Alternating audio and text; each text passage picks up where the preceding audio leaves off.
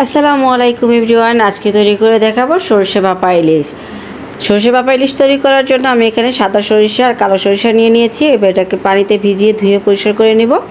এখানে কয়েক টুকরো আমি ইলিশ মাছ নিয়েছি। সামান্য পরিমাণ লবণ হলুদ দিয়ে ইলিশ মাছটাকে ভালোভাবে মেখে 10 মিনিটের জন্য রেস্টে রেখে দিচ্ছি।